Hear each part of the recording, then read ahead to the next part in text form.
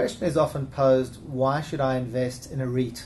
And what is a REIT? Well, a REIT in its technical sense is a real estate investment trust.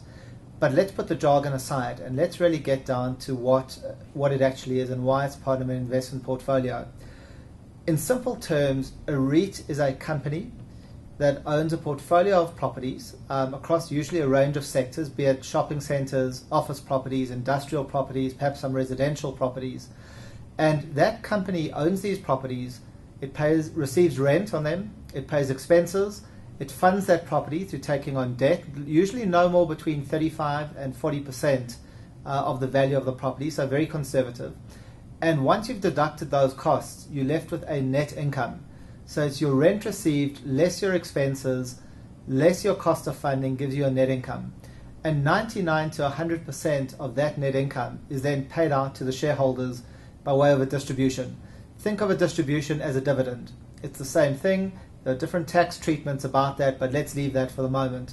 But effectively what it means then is, as an investor in a REIT, you are receiving net rental income of a portfolio of properties, and you effectively then are an owner in those properties directly. So next time you're in your favorite shopping mall, you effectively could own a share of that shopping mall by investing in the REIT that owns that particular mall.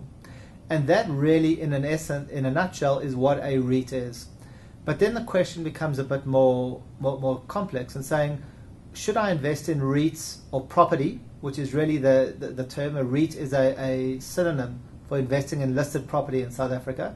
Should I invest in REITs or equities or bonds?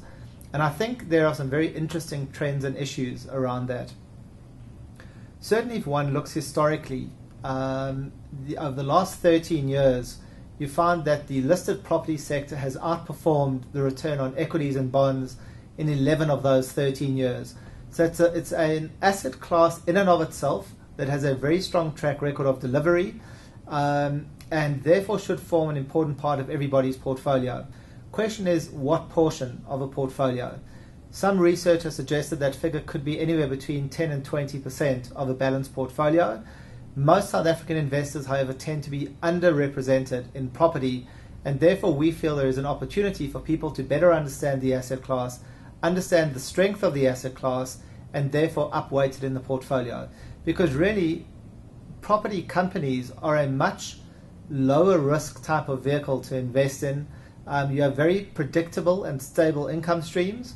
You would buy them for both the income that you get off the company as well as the capital growth that comes from it. So when you look at a total return as to what you get from property, it's made up of both the income return and the capital growth on that particular property.